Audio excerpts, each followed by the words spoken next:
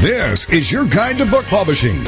Everything you want to know but didn't know what to ask with your host, Dr. Judith Briles, on the Rockstar Radio Network. On the show today, you'll find out where book publishing is going and how to take advantage of it. How to identify and avoid publishing predators. What opportunities are emerging as the book trade evolves in new forms. How to avoid losing money, and much, much more. Join us now as a variety of publishing pros will deliver insights and strategies to take the author to the next level of publishing. It's your guide to book publishing. Everything you want to know but didn't know what to ask. Brought to you by Author You and the Book Shepherd on the Rockstar Radio Network. And now, here's your host, Dr. Judith Briles. Top of the day to all of you. It's an amazing, unbelievable summer that we've had. A lot of you know that I live in Aurora, Colorado, and we have certainly been in the news. And interesting, I posted up this morning that actually Batman did show up, and Kristen Bale has been seeing many of the victims as well as survivors of the theater shooting. And that the thing that I want to point out, and if you haven't read my blog for this week on the Book Shepherd or on authoru.org, that I would encourage you to do it, because for authors and those who have the gift of words, your words can be so incredibly healing when times are tough. Whether it's an unbelievable tragedy that's happened here in Colorado, or it's someone who's just having a rough time. Your words have the gift and power of healing. And I'm just going to leave it with that as we transition into a fabulous show for you. With me is someone that many of you may know already. Carol Mcmanus is known as America's LinkedIn Lady, a title that really fits her. She knows the ins and outs, the ups and downs, the overs and unders, the detours, the barriers, the obstacles, anything that you can imagine that can happen in social media when it relates to this entity called LinkedIn. And one of the popular beliefs is LinkedIn is only for business. Well, Carol, with her savvy, is really going to show us how to use LinkedIn for our business, for our book power, for our marketing strategies. And with that, Carol, welcome to the show. Well, thank you so much, Judith. It's delightful to be here and to see you again. Judith and I were actually together a week or so ago at a conference on the East Coast, so now we're talking long distance, and I'm just thrilled to be with you. And most deeply grateful that the people that you knew that were touched by the tragedy in Aurora are doing well, and I think that's really important. Yeah, it's just been very tough for the whole community. Carol, the LinkedIn, and there really is the belief it's only for businesses. And I've always said that the power of LinkedIn is really within the groups. So why don't we just kind of jump? Well, let's describe for those who don't know LinkedIn. And also, we need to tell them about your show and let them know about your show and how they can listen to it live as well as in the podcast format. Okay, well, I can answer that one first because that's real easy. You can find me on rockstarradionetwork.com, and I am on 5 days a week at 4 o'clock Eastern time. So depending on what time zone you're in, you need to make that adjustment. But the whole point of the show is really to bring to you two channels of information. One is other experts in the social media space, and we talk about all sites, Facebook and Twitter and YouTube and blogging and Pinterest and Google Plus, all of those that are out there. But then I also bring business owners or business people who are using social media creatively, because my audience, as I think probably yours is also, Judith, are entrepreneurs and businesses, in your case, obviously authors and aspiring authors, who want to know how to use social media more effectively, and who better to learn that from than people just like them who are having social media success. So that's the show, and I would love to have anyone listen in, or certainly you can always download the podcasts from iTunes. All you need to do is go to the LinkedIn Lady Show. But to answer your question about the misconceptions of LinkedIn, I would actually add one, even before we talk about business. There is a huge misconception that LinkedIn only applies if you're looking for a job. And while it is certainly used by job seekers and talent seekers, both sides of the equation, it is not its singular purpose. Its singular purpose is for businesses and professionals to connect and get together. And that takes on many forms, from just connecting with people and being able to stay in touch with what's going on in their professional life, to people who can be referral partners, people who you can share best practices with, people who you can create synergies with in your business, and even up to and including angel investors. And you hit on the secret, Judith. It all comes back to the groups, is where the real deep, meaningful things happen on LinkedIn, certainly not just with your connections, although they're important too. Mm-hmm. Is there are some rules, though, since we're talking about groups? Let's define some of the rules around the groups that are kind of hard and fast within the LinkedIn environment. Sure. Well, first of all, you can join up to 50 groups. That's 50. So I can't imagine anyone who would probably want to go beyond that and expect to get any real meaningful value out of it. So LinkedIn puts a cap on all of us, and that's whether you have a free account with LinkedIn or whether you have a paid account. You can only join 50 groups. But there are different types of groups, and your entrance into a group is going to be dictated by how that group was set up and what the manager rules have been put in place. And what I mean by that is some groups are open and some groups are closed. And it's exactly what that implies. An open group means that the owner of the group has set it up so that anyone who wants to join in the conversation can join the group and be part of the fray. These are very popular in the general networking groups, where you want to have a very, very large community of people who share an affinity for a particular topic and want to share information and conversation about that topic. On the other side of it, there are closed groups where you must either be, let's say, an employee of the company or a past employee of the company. You must be, let's say, if it's an alumni group and you want to join the Harvard alumni, someone is going to check to make sure that you, in fact, graduated from Harvard before they will allow you into that group, because they keep it closed. Credentialed groups are also usually closed groups. So, for example, if the group were for CPAs, if you do not have a CPA, or let's say there's a group for certified financial planners, if you don't have that CFP designation that can be verified, then you will not get accepted into that group. And all of these groups, in the closed groups, do that to enrich the conversation and the validity of what goes on in those groups. The open groups tend to be a little more informal and take on sort of a life of their own.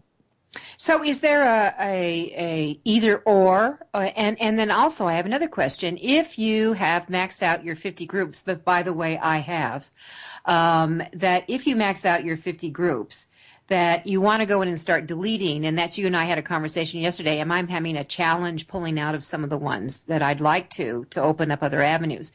But the question is this: if you create a group, like let's say we created an alumni group of Author U has an extravaganza every year that we do in May. So if I created a group for Author U extravaganza, participants, does that count within my 50 group count? Yes, it does. It does. Any okay. groups that you manage personally are still counted towards your 50. Correct. Okay. All right. Well, that's good to know then. When you're doing that. So is there, if you have an open group that starts gathering, you start with a couple of people and then you have a few hundred and then it starts hopefully going viral, is there, those more or less take on a life of their own? Would be a moderator then just kind of jumps in every once in a while, because there's no way you can track all the conversations that are going to be going? And that raises an important question on 2 points. That when you start a group of your own, because you don't just have to join groups, you can actually do what I do and what Judith is talking about, which is to create a group of your own of people you would like to have meaningful conversation with. And this is different than your connections. These are people that you may or may not be connected with, but you probably want to go beyond your connections.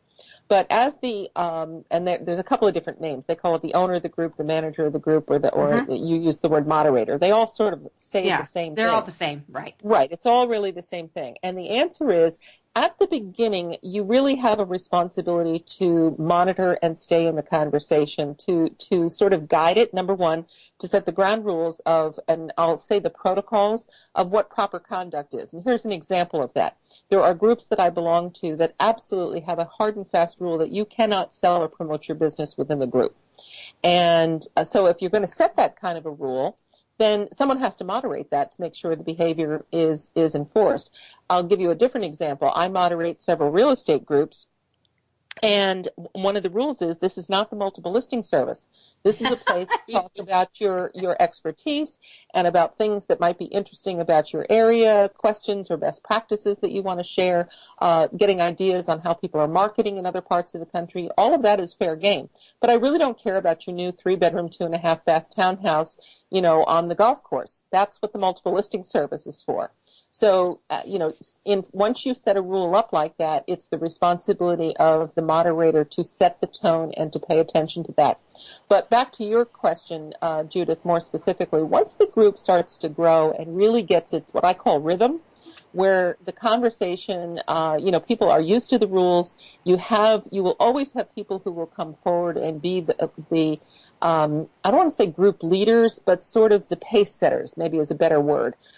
For the group, and they are, enthusiastic and positive, and they're doing all the things you want them to do. And what happens is the groups take on a life of their own. Now, you should not just ignore it from that point forward as the owner of the group, but you don't have to check in and be in every conversation. It's absolutely unnecessary. It's sort of like being a good hostess at a cocktail party.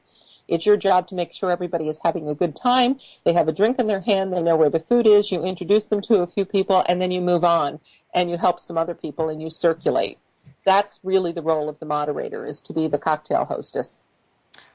So, and that makes sense. So if it's going to be your own group, you need to be responsible for it. Yes, that's the word. The word is to be responsible. Responsible and accountable. Yes. Oh, don't we love those words? We do. Two of the most overused words in business today. Well, there's another word then. Transparency. That means you tell the truth, which is another issue that we go on to. All right. So let's go back to the groups, and let's talk specifically about authors. And what are some of the steps that you, as the diva of LinkedIn, can come forward with and make really some strong suggestions for authors to do and not to do? Oh, I would love to answer that question. I'm looking at our time. I think we're going to be going to commercial break. So do you want me to wait until after the commercial break to answer that one? No, wait.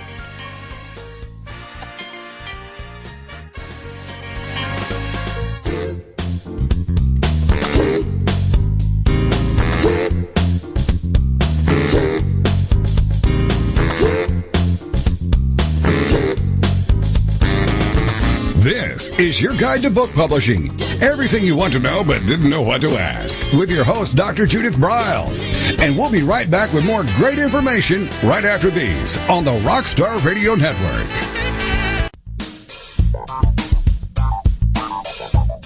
Is there a book in you or another? Author U will show you how to create, develop, and publish your book without being hoodwinked. If you already have a book out, you'll find a supportive and brainstorming community that's connected and creative no matter where you live. Author U brings in national experts for its book camps and annual author extravaganza held each May. It has regular meetings and delivers webinars for its members on timely topics. Through Author U's extensive network, members enjoy exclusive benefits, including significant discounts for a variety of services necessary to publishing.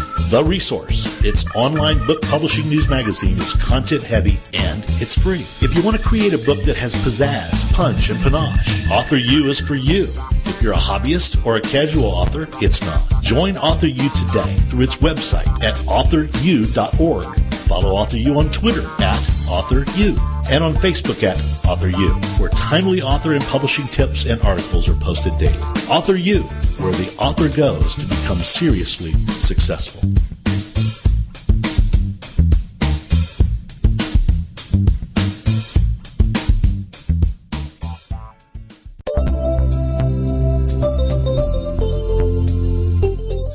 Change the way you publish online. WaveCloud is a new forum for authors to manage all their books' information in one place from start to finish, including pricing and listing summary. To learn more or sign up for email updates, visit wavecloud.com.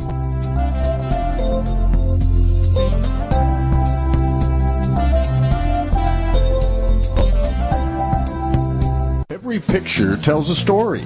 And it's a truism that people do judge a book by its cover. Nick Sellinger and NZ Graphics have been in the business of producing superior graphic cover design and interior layout for self-published authors, independent and traditional publishers for years. He has developed a reputation for excellent work, fast turnarounds, and best of all, affordable pricing. NZ Graphics also produces ebooks and book marketing materials such as posters, sell sheets, postcards, bookmarks, business cards, logos, and more. Books designed for his clients have won multiple book awards, including Best Book Award by U.S. Book News, multiple Evie Awards from the Colorado Independent Publishers Association, Indie Book Awards, the San Francisco Book Festival Award, and Freedom Medal Award from Valley Forge. Visit www.nzgraphics.com or call 303-985-4174 for more details about making your book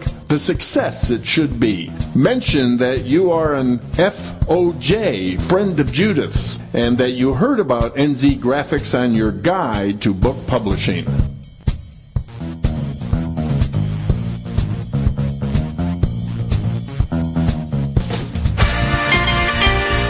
Welcome back to your guide to book publishing. Everything you want to know but didn't know what to ask on the Rockstar Radio Network. If you want to write and publish a book, if you want to be successful as an author, your guide to book publishing, everything you want to know but didn't know what to ask, is for you. Stay tuned and you'll hear about statistics, scenarios, and strategies on what to do now to get you published. So let's get back to the show. And here again is your host, Dr. Judith Briles. All right. Well, as we exited before the break, Carol, we were going to talk about some of those amazing do's and don'ts that a savvy author, we could talk about kind of stages, Carol. Are you a beginning author, just starting on this journey, or someone who is really into it? What are some of these do's and don'ts? Okay, well, let's stay on the theme of groups here, because all of those categories are viable, and it really comes down to the bigger question of what is your goal on social media? What do you want to accomplish, and how do you want to connect with people, and how will it serve you? So, for example, with authors, there's several different audiences. If you are an aspiring author and you haven't been published yet, you want to hang out with and get in front of either other authors who are newly published or people like yourself who can teach them and navigate those waters of how to get published, or you want to get into conversations with agents and publishers. Now, I will tell you on LinkedIn that is much more difficult to do and to get into those groups until you are in fact published. But if agents are interested in aspiring authors, they will seek out groups where they know there are new authors hanging out. So that would be, one option. If you are already published in your book, let's just say it just came out, and regardless of how you got it published, whether it was POD or whether it was, self-published or whether it was with a publisher, you have said many times, and I know your listeners have heard this, I'm sure, from you repeatedly, that you are responsible for your own marketing. Now, that doesn't mean that you go to LinkedIn and start pitching your book, but what it does mean is that you can start hanging out with people who can put you in front of the right places in order to be able to market your book. So an example would be you might want to join one or two groups where the event planners hang out. Let's say you have a textbook. Perhaps you want to get into some academic groups. If you have a book that's specifically on healthcare, maybe you want to join a couple of healthcare groups where people who are in the conversation about the topic of which you are an expert is where you want to hang out. So you have to get beyond the mindset of you're just an author and that you're only going to hang out with other authors.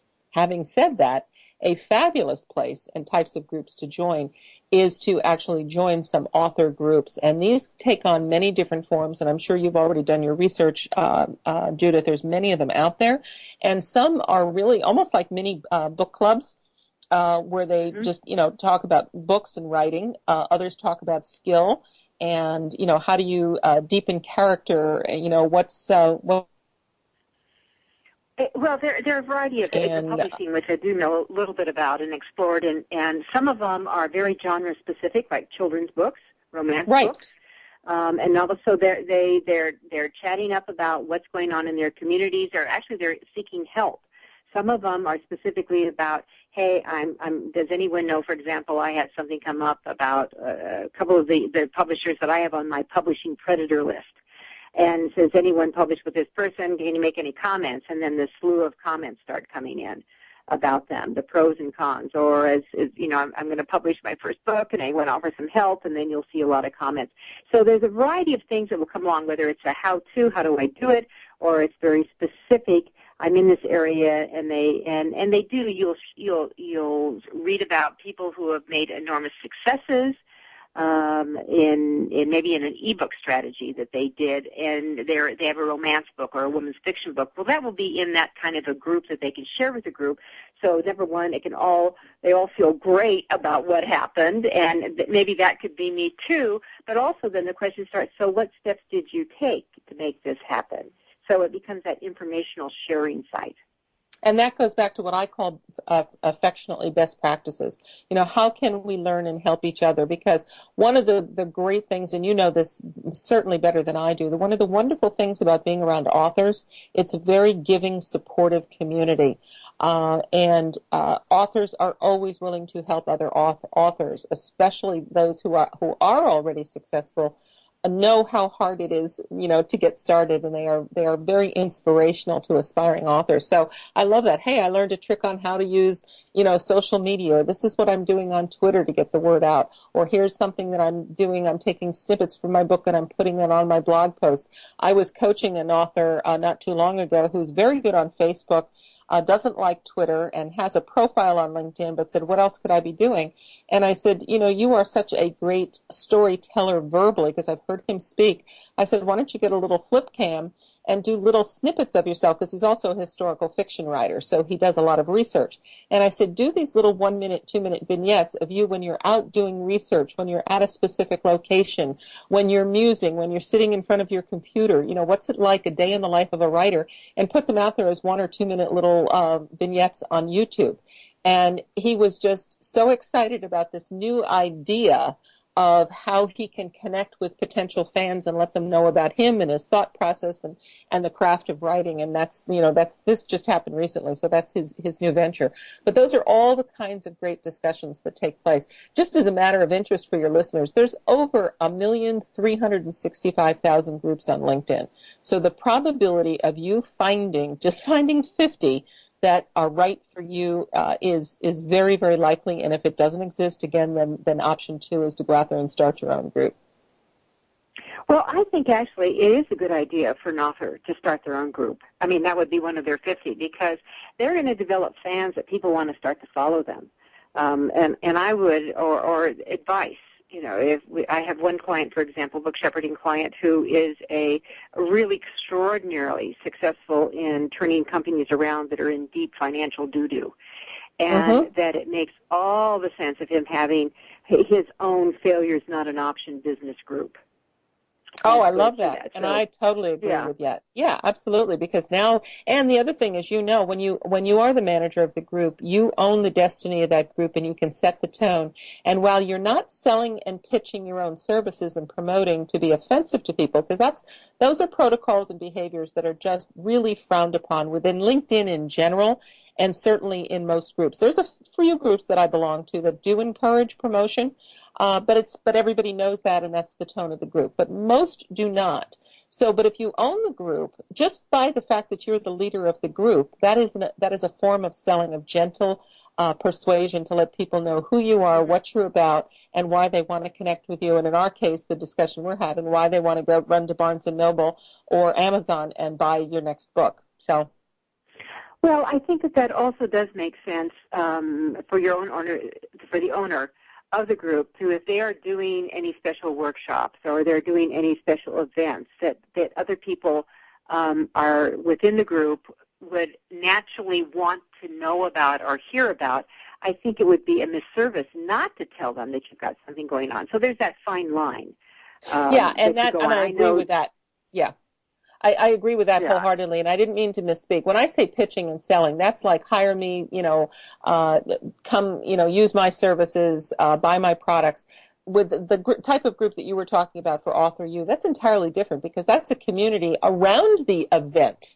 So you're right, it would be a total misservice to the group not to let them know what's going on in that community and when the next event is coming up. So that's a perfect example of when selling, if you want to put quotations around it, is totally appropriate and expected by the group. Mm-hmm.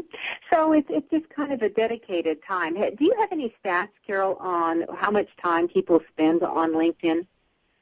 It's interesting. LinkedIn, people spend far less time than they do on Facebook. We all know that Facebook is the big time drainer.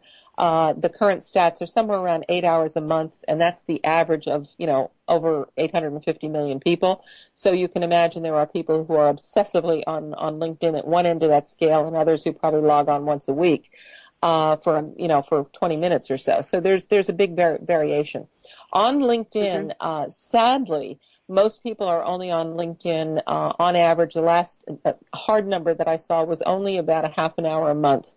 And except for, they segregated out the people who are actually in the job search mode who are using it every day. And, of course, you have your recruiters and your HR people who use it every day. Here's my advice to people is you need to have a presence on LinkedIn every day, even if it's only for 3 or 4 minutes, and that's to update, to reach out to a connection, to post to a group, to do something to interact with your community, because what happens is you will then show up on the all updates page of your connections over that next 24 hours, and it reminds people, it's metaphorically like taking your business card out of a Rolodex and putting it right on the front of their computer screen and saying, oh my God, I haven't seen Judith in a while, or oh my heavens, I see Judith all the time, she is so busy, implication, she is so successful. And it's a way of putting yourself in front of your audience without being obnoxious about it. Great. All right.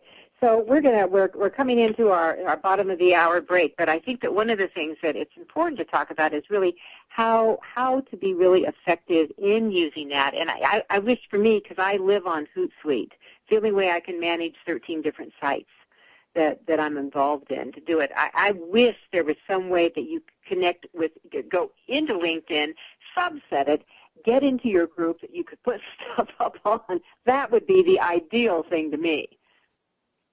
Good suggestion. I'd send that one off to Hootsuite. I would love that.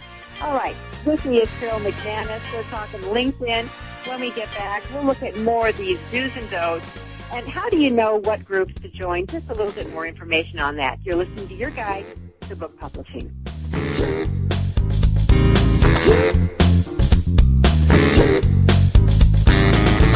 This is your guide to book publishing. Everything you want to know but didn't know what to ask. With your host, Dr. Judith Briles.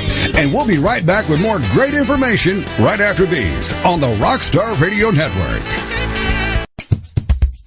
Since 1987, Color House Graphics has set the standard for quality book production. Whether you decide to print a small quantity of books or need a large print run, depend on Color House to help you. You'll receive professional help and advice the moment you reach one of our representatives. If you mention hearing about us on your guide to book publishing with Judith Briles, we will provide you a discount on the first order you place.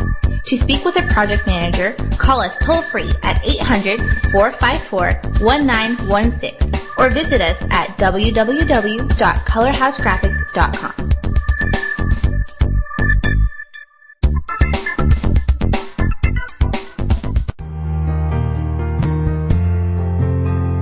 Do you need postcards that make a statement? How about business cards, flyers, brochures, or NCR forms? Tuvets is the solution for all your printing needs. Providing services specially designed for authors, we deliver exceptional quality colored printing. Most important of all, we specialize in reducing your printing costs. No more waiting.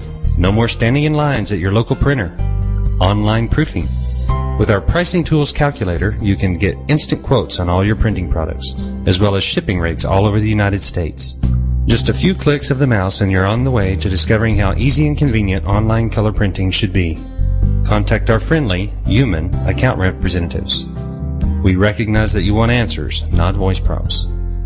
Visit our website at www.tu-vets.com or call 1-800-894-8977.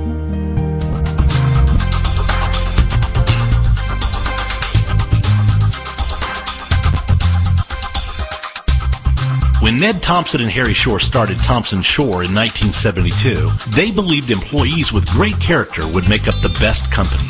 They were right. They hired people who were not only experts in bookmaking, but who were obsessed with quality and delivering exceptional customer service. Almost 40 years later, Thompson Shore remains a 100% employee-owned company. Ned and Harry knew that successful customer projects are a direct result of empowered employees. We specialize in all books for large and small publishers, creating beautiful and well-made books. We're dedicated to pleasing our customers by making the experience a good one from start to finish. The personal touch we have with our customers allows us to be innovative in solving their most difficult challenges. Our platform also ensures that we can remain flexible to meet our customers' unique needs and expectations. Our marketing kit can create buzz for your title, enhancing the promotion of your book during infancy. When you need to test the market to gauge your future sales, we can provide digitally printed books that will transition seamlessly into a larger offset run. From ebook to hard copy to delivery, our skillful customer service teams are at the ready to answer your most pressing question. At Thompson Shore, we know that making the highest quality books requires more than just best technologies. It requires superior customer service, professionalism to the trade, and commitment to environmental and social values. With these standards of excellence in place, you can be sure that we will always help you put your best book forward.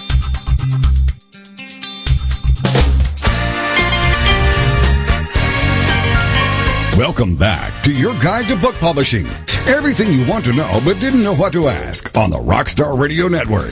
Coming up, you'll hear more about statistics, scenarios, and strategies on what to do now to get you published. So let's get back to the show. And here again is your host, Dr. Judith Briles. Well, we're deep into the heart of LinkedIn land and talking about that. And I would encourage your listeners to tap into some of the accounts. We're listening to a variety of sponsors that are specialists in publishing as we go through our hour together. We have printers, we have designers, we have different developers. And that when you are creating a book, what's critical for me, and I've always said this to people in my book shepherding hat, I don't care where you publish, how you publish. What I want you to do is publish smart.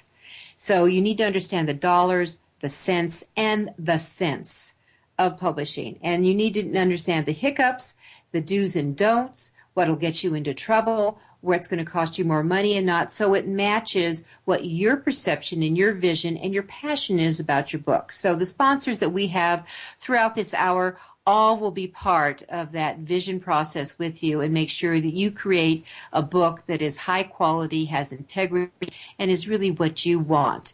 And the individuals that we have as our guest on the show, people like Carol Mcmanus, who is a pro in LinkedIn and is America's LinkedIn lady and has her own show on the Rockstar Radio Network, the LinkedIn Lady Show. I would just make sure that you take advantage of her expertise and who she brings on, because these are people who are using LinkedIn and maximizing it to their efforts. So, Carol, let's come back to that, and that some of these things, we're talking about authors, and what more can they do to really to their mojo, to max their game and move forward with their publishing aspirations? Well, let's back away from the book for a minute and talk about the business of the book and the business that they are in, perhaps the business behind the book. And this would be for your nonfiction people, that I'm a clinical psychologist and I wrote a book, on this subject for the mass market. Or I am an executive coach and I wrote a book on how executives are struggling with changing times and divisions of labor and cross-generational workforce and leadership. Okay, those, whatever. I'm making things up on the fly. Sure. So what I want your authors to do, and I want to include our novelists here and our fiction writers. You wrote a book genre specific. You wrote a mystery. You wrote a romance novel. You wrote a historical fiction. Whatever your genre is. The point is, behind the book, and behind being an author, there is a business. Either it's the business of writing or the business that you're in.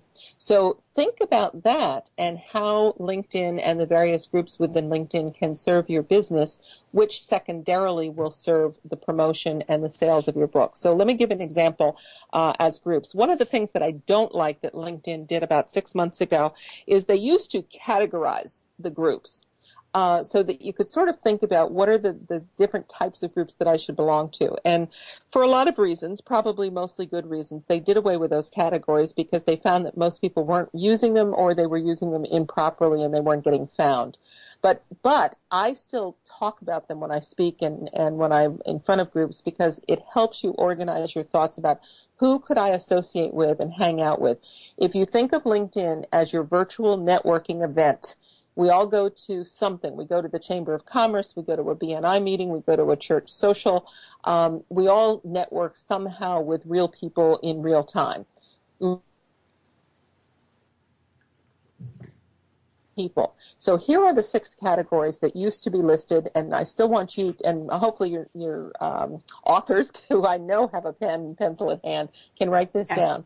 First is alumni, your best affinity group.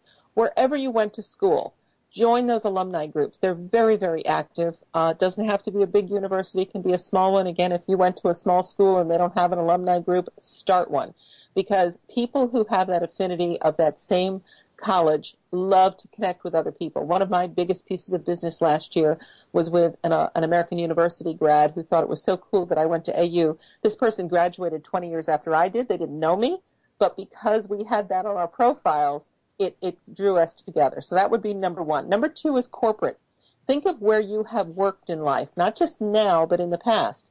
If your first job was as a flight attendant for Delta Airlines, then for heaven's sakes, join a Delta past employee group or union group or flight attendant group. I mean, there's all sorts of, Delta has a bunch of groups out there on LinkedIn.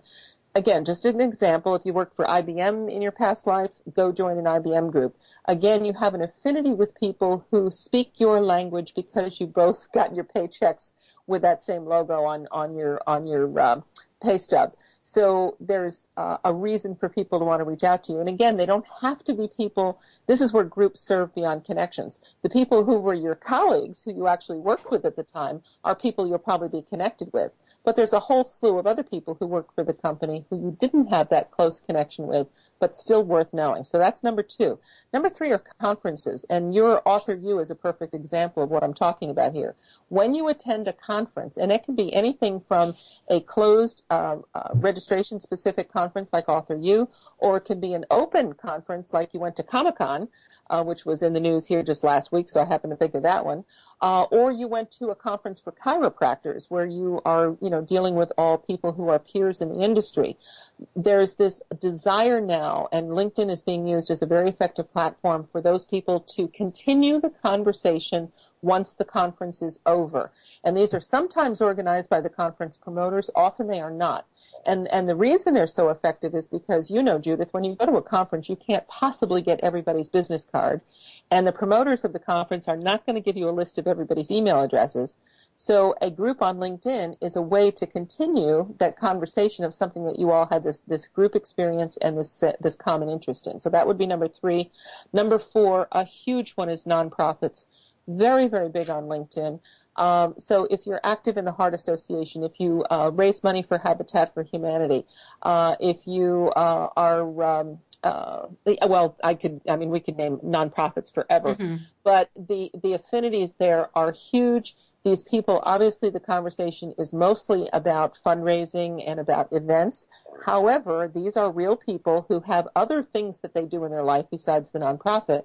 And if they are authors and they go and look at your profile, you make an interesting comment about a fundraising idea that your local chapter of the Heart Association did to raise money. And then they say, gee, that was really interesting that Judith said that. I think I'll check her out. They go look at your profile, realize that you're an author and you wrote a book, and now all of a sudden you have a new fan who didn't even know you were an author. You never talked about it in the group, but they can find out, through your profile. So the other two are more, I would call general. One is the professional category, and these are people who are in the same profession as you or allied with the same profession as you. So this would be the doctors, the lawyers, the chiropractors, the realtors, the insurance agents, the financial planners, those kinds of things. And then the last one is just general networking, and that was always the catch-all category. So I belong to social networking groups. I belong to... one of my favorites is Starbucks enthusiasts, because everybody who knows me knows I'm a Starbucks junkie. So we get into fun conversations about, the new drinks or what they took off the menu or why they raised the price and what do you think of the new, design that they're using in the stores. But again, these are human beings, real adults who have other interests in other businesses. And if you are engaging and I want to go back to your question earlier about authenticity, who you are, they'll go, wow, Carol's a really cool person. I should check her out. They go look at my profile and say, oh my God, she's the LinkedIn lady. Maybe I'll listen to her radio show. Or you know what? My company is looking for a social media specialist. I'm going to check her out. Maybe we can hire her to come in and do something for us. And so the business comes from how you present yourself and how you engage with people. And by the way, there's a little secret message here. It does tie back to having a strong and complete profile. So people really do know your DNA, who you are and what you're all about and why they might want to do business with you. Mm-hmm. When you talk about the profile, let's jump on that one for a sec. We have a couple of minutes before we go to our next break. What are some of the do's and don'ts on the profile? What should be there and what shouldn't? Well, the simple answer is everything, but you'll love this as an author. You want to think of your profile as your biography. This is your single opportunity in the internet world to create an online biography that is crafted by you and written in such a way that makes you interesting, engaging, and approachable by other people. So you are speaking to your target audience. You're speaking from your heart and from your passion. And again, I'm not just talking to authors here. I'm talking to everyone. However you want to present yourself to the world, and then your history of where you went to school and where you worked is what just makes you uniquely you and makes you interesting. And going back to my Delta Airlines example, if somebody also was the flight attendant for Delta Airlines, but they're looking for a social media specialist, the fact that I worked for Delta Airlines, which I didn't, by the way, but let's say I did, might be the single reason that it would differentiate me from all the other social media specialists that are out there and say, oh, that's cool. She used to work for Delta, or she used to work for IBM. So that affinity is often the tipping point of saying, hey, we have something in common. Maybe this is a person I should be talking to. And that's what you're looking for. Give people those little breadcrumbs that they can latch onto to want to do business with you versus everybody else in your space. Right. And the plus to that is that even if it's someone from another airline company, United or American or fill in the blank, the fact is that you have that in your pedigree, that you understand the hiccups and the ups and downs of the industry could put you way ahead of the cattle call. You got it. Yeah. With that, we'll be right back. Hi, this is Carol Mcmanus.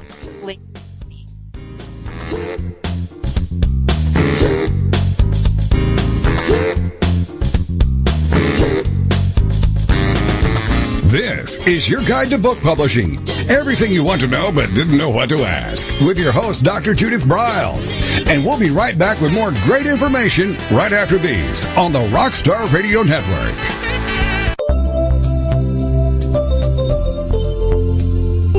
Writing and reading are moving to the cloud. WaveCloud represents a whole new community for writers and readers to connect, communicate, evaluate, and share. Writers hone their craft and build their business. Readers build their favorites. Sign up for updates at wavecloud.com.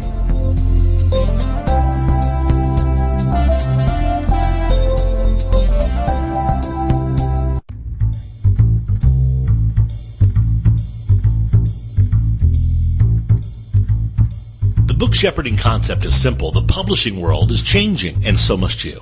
You need an experienced shepherd and a guide to partner with you as you create, strategize, develop, publish, and achieve your publishing goals. You can't do it alone without paying the price. You can spend your money creating a book that turns out to be so-so, or you can create a book that looks and feels classy, builds your brand, and is a financial success, a bestseller. It's your choice. You choose. You need the book shepherd.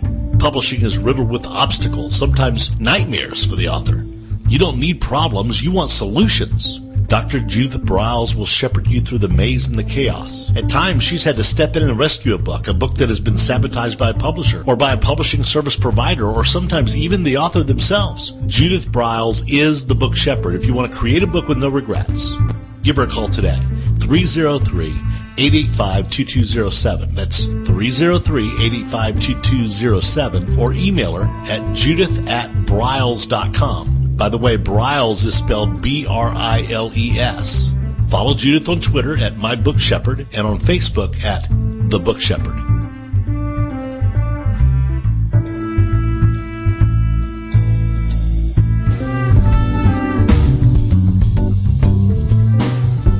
At Total Printing Systems, customer service is our priority. We are located in Southern Illinois. Our employees have an average of 18 years experience and know that customer relationships are important to our continued success. We have been a short-run book printer for nearly 40 years and always stay at the forefront of technology. Our niche is from 1 to 5,000 copies. Today, we offer digital, black and white, and 4-color high-speed inkjet printing, a cost-effective way to introduce color into your short-run titles. We, of course, offer traditional offset printing as well. Bindery is done in-house, from adhesive case binding to PUR perfect binding to mechanical binding of all types, including side sewing. We provide warehousing, kitting, distribution, inventory management, a new print-on-demand facility, streaming browser-based ebooks, and bookstore. Call us at 1-800-465-5200 for a quote on your next book project. You can also visit our website at www.tps1.com. Welcome back to your guide to book publishing. Everything you want to know but didn't know what to ask on the Rockstar Radio Network. If you want to write and publish a book, if you want to be successful as an author, your guide to book publishing, everything you want to know but didn't know what to ask, is for you. Stay tuned and you'll hear about statistics, scenarios, and strategies on what to do now to get you published. So let's get back to the show. And here again is your host, Dr. Judith Briles. You know, I don't want to leave this hour without asking this question, that there's always got to be the number one thing that an author, anyone in publishing can do that is consistently overlooked, or maybe anybody who's using LinkedIn. And so, Carol, what would that be? Is there a couple of secrets out there that you wish everybody would ask from the get-go?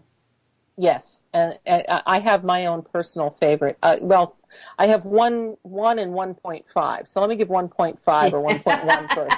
And that is a quality headshot, because so many people either have a very poor photo or they hide their photo or don't put one up at all. They don't like the way they look on camera. I don't have enough hair.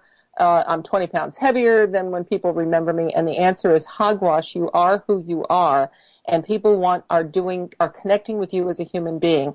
And they want to see your smile. They want to see your face. You have an absolutely stunning headshot that you used, Judith, and I just love it because people can look at that picture and say, I could do business with that woman. Look at her smile. Look at her sincerity. And when they meet you in person, the person that's going to be standing in front of them is going to be just like your photo, not a picture that I always laugh in front of an audience. I'll say, not the one that was taken 40 years ago when I was, 20 pounds lighter and a lot younger. And it was like, okay, I might have looked hotter, but guess what? That's not what they're buying today. What they're buying today is what I look like today. So that Carol, authenticity. That is so frickin' true. I mean, when I was very, very out there in the speaking business, and I was doing so much work in healthcare was my primary source, and I was doing so much work. And when I would do the women's programs, the hospital would do these major events and women's programs, and I would be like a keynote speaker that would be like the bait to bring people in. Mm-hmm. And I always cracked me up when I was on the circuit and Dr. Joyce Brothers was speaking, because she was using a picture that she must have been 27 when it was taken. And, the woman is not 27. And it just boggled my mind that people would continue to use the same picture that is not 10 years old, not 20 years old, not 30 years old, 40 and 50 years old. Come on, be real. And women are extremely guilty of this. And I'll tell you, it actually, we never thought of it this way before social media, but you have used the word authenticity and transparency. And the truth of the matter is, as soon as somebody meets you in person and shakes your hand and they see that what they saw online doesn't match you standing in front of them, anything that you did to build credibility and trust online just went right out the window because you were dishonest. Yeah, and I've had people. Yeah, I've had people at conferences or when they finally meet me in person, and they know exactly who I am.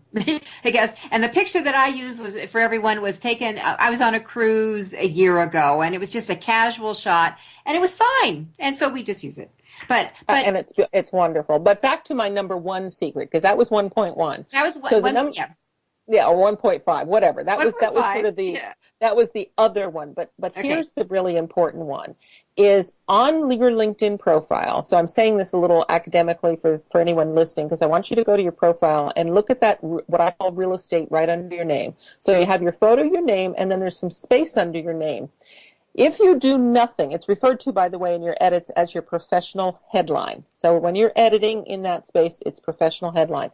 If you do nothing, it will default to whatever your current title is and your current position is.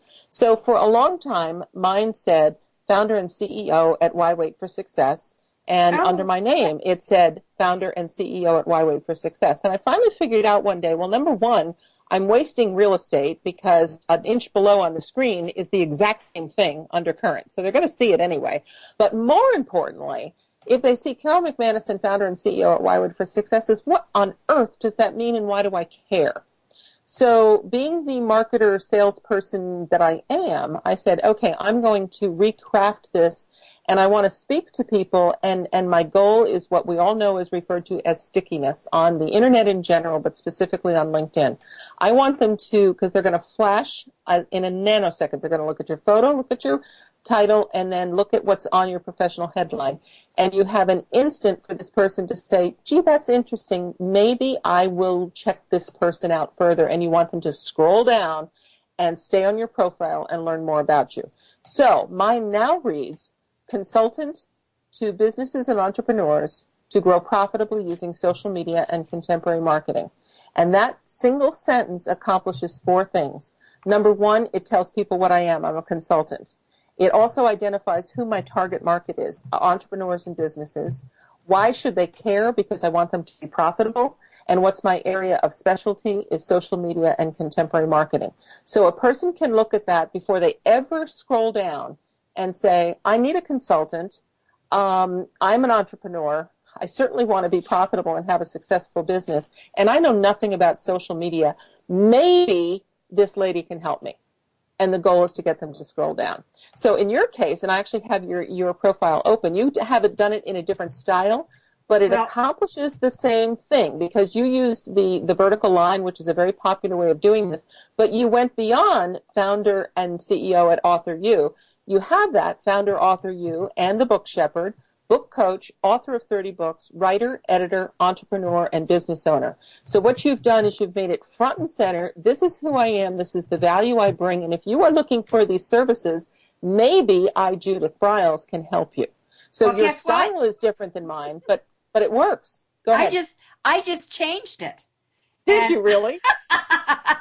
I just changed it. Right now I'm looking at, yes, I did have all that, but I just put the authoring and publishing expert, period. That's it. I love it. I love it. Simple, to the point, and it speaks to, if I'm looking for an authoring and publishing expert, I know maybe I found the right person. So you nailed it, Judith. You want to keep it simple, you want to keep it clean, and you want to speak to the person who you want to pay attention to your profile. So tying it back to your audience, which are authors. Authors, I want you to think about who at this moment in time do you most need to have a conversation with and connect with on LinkedIn? Is that someone like Judith who is going to help you navigate these shark-infested waters of publishing? Are you ready for an agent?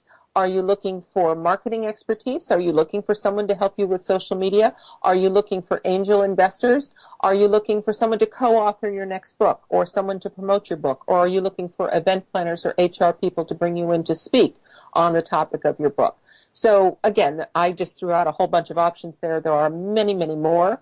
but you need to think about how do I want to get noticed, so that when people come to my profile, or if they search these keywords, they're going to find my profile on LinkedIn. And be very specific, and don't try to make it too general and too all about everything. That will just, the old "a confused mind doesn't buy." A confused mind will go on to the next profile also. Well, I think also, Carol, it's important for everyone to go back and just relook every once in a while and see what they have. Is it relevant to who you are and what you are today? And I know that my back history, which is I've written a lot of books on the toxic workplace for the healthcare. This is one of the things that I was really well known in. And I did actually accept a huge gig to do in Canada next year. That my attitude is, if they seek me out and really find me, I'll work with them, but that's not who I am today. And you have to really decide who you are. Don't be schizophrenic, and don't spread it all over the place. Focus on, this is what I want to attract, so you attract what you're seeking. Absolutely. Yeah, 100% agreement. So we have all of that. All right. Any other last-minute tips? We are almost at the top of our hour here that you'd like to share with our listeners. Well, just to tie back to finish up this whole conversation of profile, please take the time to complete your profile, put your past history in there, your education. For every job that you've held, write a sentence or two, and keep in mind what you want to write is, what were my responsibilities, what were my accomplishments. Mm-hmm. Why? Because, again, it may have nothing to do with what you're doing now, but it is, in fact, part of who you are. Write an engaging summary, so, again, speaking to who you want to speak to. In the case of an author, great place to sort of cleverly craft and demonstrate your ability to write and put a sentence together. And on that point, by the way, check for typographical errors and grammatical errors, because they reflect on you. And then most importantly, just have fun with it. This is a place to connect with very, very cool people, some of whom you know directly, some of whom you may never meet, but there's a strategic reason to have them in your universe, and let it work for you, because no matter what you do, it will help you grow your business and your credibility. And it's the go-to place to be found. Everyone, not just HR people and recruiters, everyone is checking us out on LinkedIn every single day, Judith. And you want to put your best foot forward. Yeah, so this is not we don't talk about our dog Fluffy and all those kind of things. It is business, but authoring is business. Publishing is business. And that's one of the key things, Carol, that I always try to drill into all authors. I don't care whatever stage you are, if you're just starting to scratch your first words. If you think of it as a business, as you reach out and you connect to people and you put yourself out, that it will make the difference and separate you from always be a hobbyist to turn into a professional. Love it. With that, thank you so much for being with us today. Thank you. You are most welcome. All right. A delight. And Carol, tell everyone your website very quickly. Real simple, LinkedInLady.com. There we go. So the LinkedInLady.com. You can listen to her on the Rockstar Radio Network daily for fabulous tips. I'm Judith Briles. You're listening to Your Guide to Book Publishing. Look forward to seeing you next week.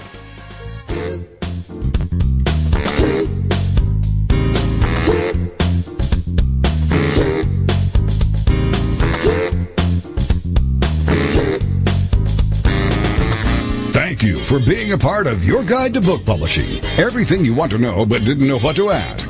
With your host, Dr. Judith Briles.